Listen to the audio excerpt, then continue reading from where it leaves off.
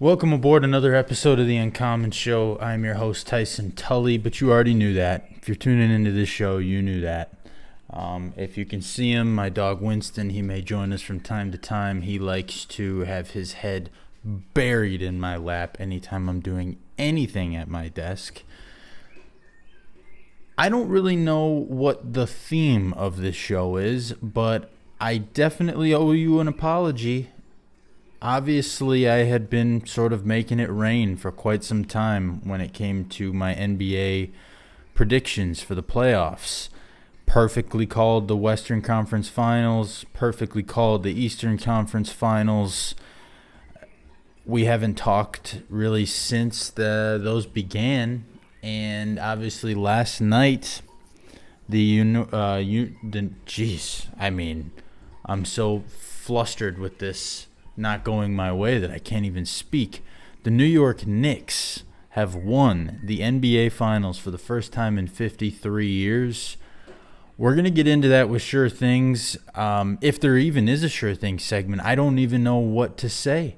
There's nothing left to talk about. There's no more predictions. We have reached the worst period of time in the year. As of recording this, it is the same day as UFC 250. I'm not a huge UFC guy. Now, I'm going to watch, and I'm going to be entertained, and I may even try to gamble on them and just maybe pick some money line winners and stuff. But I don't know it enough to give anybody any kind of what they should take or anything like that. So I figured it would be the perfect opportunity to maybe have me discuss some things going on as far as like life lessons, what's going on in the world of Tyson. A lot. And I'm not talking in the world of the Uncommon Show, which is unfortunate. I mean, I wish the Uncommon Show was really taking off the way I'd like it to, but it's brand new. I mean, we haven't even hit the 50th episode, so it is what it is. I'm not worried about that. This isn't a poor me moment. In my personal life, in my career, I guess, I am officially the general sales manager of a Ford store here in Wisconsin. General sales manager, for people who are unfamiliar, is a step above your typical sales manager. You got the salespeople who are oversaw by the sales managers, and the general sales manager oversees all of that. So it's not exactly a customer-facing position. It's more of a big picture, planning, hiring, I guess bigwig kind of stuff. It's sort of below the GM who runs the entire store. I'm basically the GM of just the show floor. So very exciting. The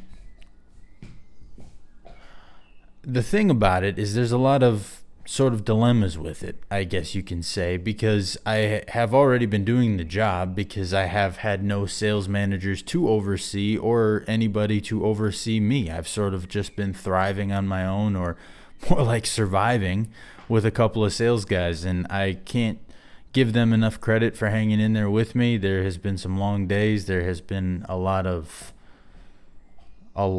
problems that, some days they were turning to me and trying to find a way to get through it. Some days I was turning to them.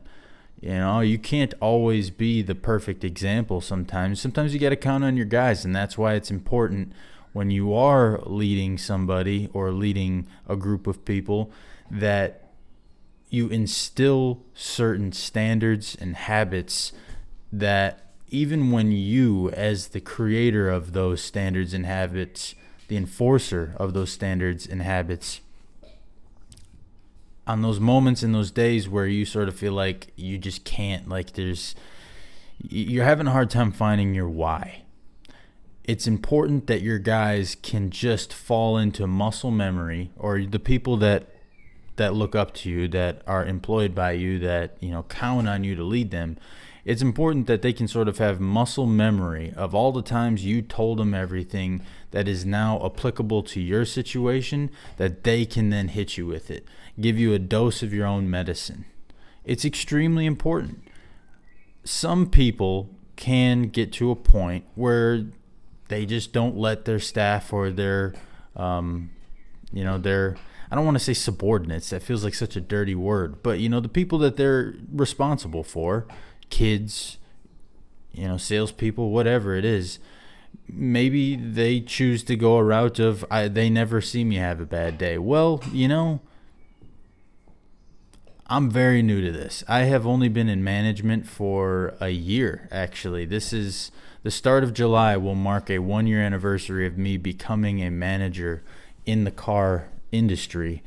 And the fact that in 1 year I've gone from brand new manager to obvious choice by the owner to make general sales manager, and along the way learning how to be a sales manager, learning how to be a finance manager where you're actually working with banks and getting loans submitted and handling state paperwork and contracts and all that stuff, to now a year later be what is considered a position that most people don't get until probably a decade into the car business. I'm extremely grateful. I'm extremely excited, but I am not naive enough to think that I should handle every situation that is extremely stressful with such stoicism that it's as if I've been there before, because I haven't. You don't want people to think that you're not capable of feeling emotions like stress and frustration and anger and sadness. Those are, I think, very important things for people who look up to you to understand that you aren't bulletproof. If you're a parent, I'll bet it would do a lot if your kid understood that you're somebody who has suffered in life as well. Obviously, they need to, in some ways, put you on a pedestal of, my dad will get it done. If I call him, I can count on him. My mom will get it done. If I need her, she's there.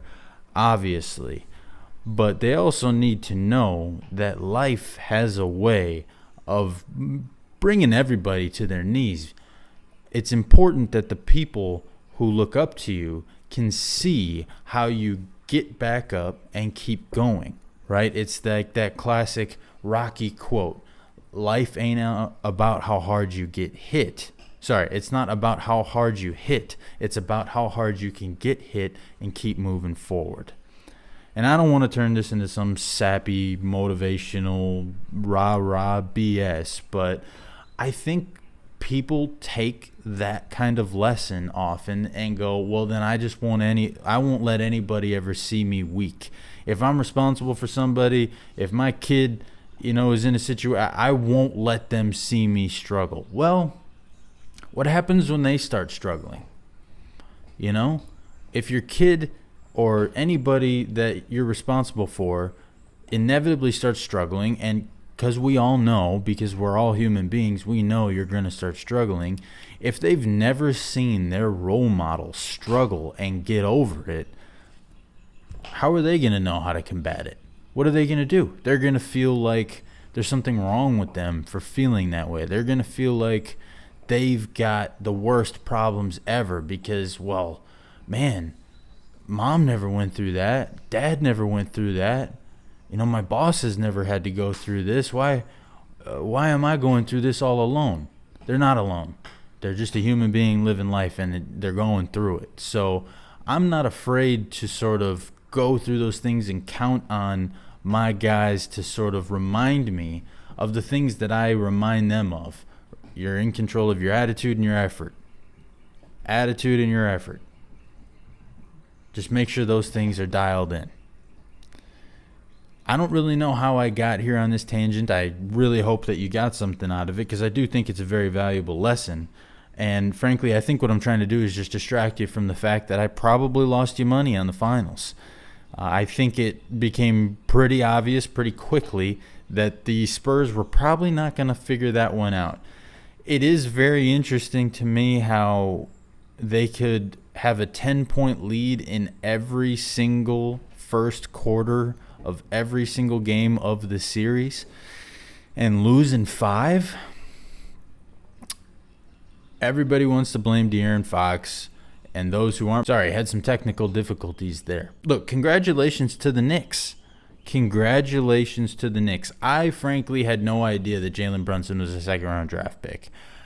As far as I can tell, a dude who wins 2 national titles, I believe National Player of the Year, and then all of a sudden he's the starting point guard for the New York Knicks. I don't pay attention to drafts. I don't really care. I think history has proven that the draft is sort of irrelevant. I mean, the last few years, the number 1 overall pick has been very important. Obviously, the number 1 overall pick is always a little important, but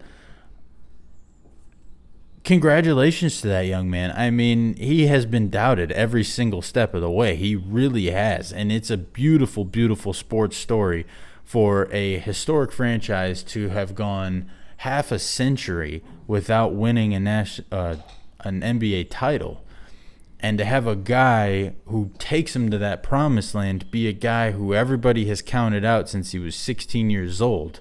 Not a highly sought-after high school recruit, second-round draft pick into the league, doubted, traded. Sorry, he wasn't traded by the Mavericks, but I don't really think the Mavericks were too worried about him leaving to New York. They didn't think they had the cap space or blah blah blah. They didn't exactly fight for him. All these things. Congratulations to that dude. I mean, you could tell, you could see it. He was so focused. Like almost Kobe or Tiger-like, in that when you saw him at the timeouts or after games, just the look on his face was like, that is a guy who understands there is a task that has yet to be completed, and no matter how close he gets, he does not care until the task is done. And then in the moment right after the final buzzer sounded and the Knicks were officially world champions, him having the towel over his head because that was such an emotional moment. Everything was coming out. He probably didn't want to be a meme. He didn't want to see 1,000 pictures of him crying all over the internet for the next 3 weeks, or maybe forever if there's an embarrassing enough one. So smart heads-up play by Jalen Brunson there. But for a guy who literally never smiled for the entire series, for him to be showing such emotion that he couldn't speak in the post-game presser, he had to cover up his face with a towel because he was bursting with emotions. I mean, what a beautiful thing. What a beautiful thing. That is why, as fans, sports are just unrivaled, because that's so awesome to see somebody that has clearly put in so much time, work, frustration, all these emotions that have just gone into securing this one thing, and it finally paid off for him. Congratulations to him. Congratulations to the rest of the New York Knicks. You guys really do deserve it. You played like the best team in the NBA all playoffs long. It only makes sense that you take home the Larry O. I really, really am proud of those guys. It was a lot of fun watching them. I just wish that I had got things right. I don't think anybody truly saw it coming except, obviously diehard New York fans. So, whatever. Those people are clearly delusional and out of their minds anyway. So it is what it is. Do I think the Spurs will be back? I think it might be a great time to grab the Spurs for next year, because it seems like everybody immediately shifted of Wemby is going to be a bust. He's not going to, he's going to be a bust in regards to he seemed like he was going to be the greatest thing to ever touch a basketball, and he was going to walk through the New York Knicks and blah, blah, blah. Everybody thinks the Spurs have got to make some changes. Everybody thinks that Mitch Johnson is not really the guy all of a sudden because of this series. I think people are way too quick to go whoosh and just completely move on to the new thing. I think the Spurs are a top 3 team to win it again next year, or win it all next year. And frankly, I don't think they're 3. I think they're 1 or 2, and the only reason you'd have a hard time saying they're 1 is because they literally just lost yesterday. So I may consider, depending on where the math is, just put a little bit of money on the Spurs to win next year's championship, because why not? It'd make me look like a real stud. Everybody else is seeming to think that they're going to the band's going to break up and they're never going to be what everybody thought they would be or how they look they would be. Not buying it. Not buying it for a second. You know what we can talk about as far as Sure Things goes?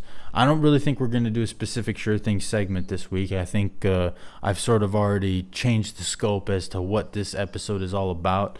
Don't worry if you've been hanging in there through all of this. We're going to wrap it up soon. I'm going to make it nice, short, and sweet. I really got a lot of thinking to do as far as how we're going to operate this period of time where we don't exactly have sports to watch.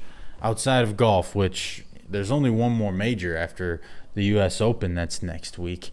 And there's two guys that stand out to me right now for that. I really think Wyndham Clark and Sam Burns are two guys you're going to want to look out for. They have just been in the hunt every single week. Today is the final day of the Canadian Open, and Wyndham is not exactly having his best day, but doesn't matter. I saw him...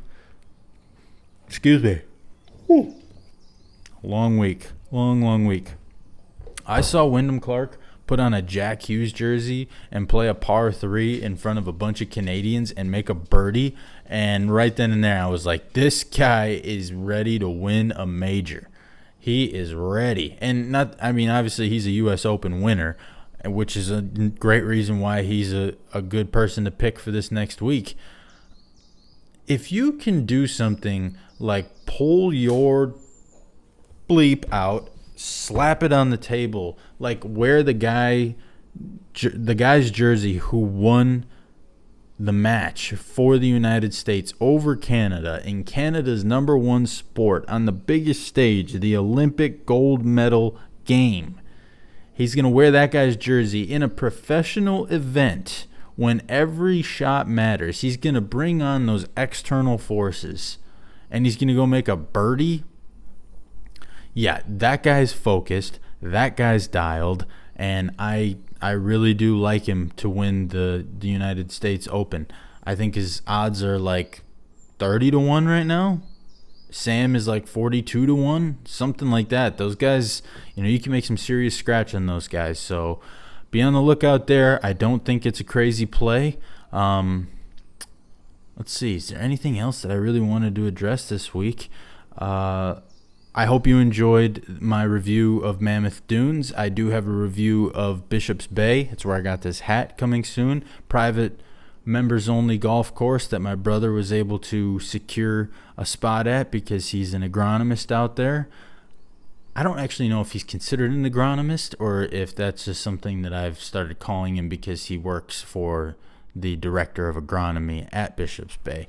He cuts the grass out there. He places the pins. He does a lot. He makes sure that a place like that is beautiful year-round. Well, I shouldn't say year-round. It's his first summer out there. But season-round, he's making sure that place is staying in tip-top shape. So he was able to get us a twosome out there, and I'll make sure to give a review of that place because it was a unique experience unlike any golf course I've played.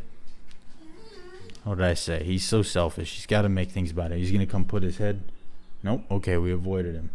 But the Thin Reaper will be reviewing Bishop's Bay at some point in the next couple of days. And then next week, Sunday, a week from today, is the Tully title. I'm going to try to figure out what I can do for that. Maybe some behind the scenes. Do my best to maybe give you like a vlog style video for that. Haven't decided because first and foremost, I need to defend my title. I've won the last 3 years. Not a lot of dynasties go on to win 4 straight. That's rare air. So I need to make sure my focus is on that. I'm coming into good form. I would like to start introducing the people to the world of the Tully competitiveness. There's always competitiveness amongst fathers and sons and brothers, but I don't know. I think there's a different element there, so I'm trying to think of the best way to get people to see that. So be on the lookout. I'm not going to stop. I'm going to stay consistent. Obviously, days are getting a little mixed up, and I'm getting a little behind in some ways, but follow me on Instagram. That's where the most up-to-date content is. jokes, observational humor, things like that. TikTok, we're starting to grow on there. Really working on building my Twitter, so give me a follow. I'm the Tyson Tully on all of those three. I really appreciate you. I will catch you next week with another edition of The Uncommon Show. Peace.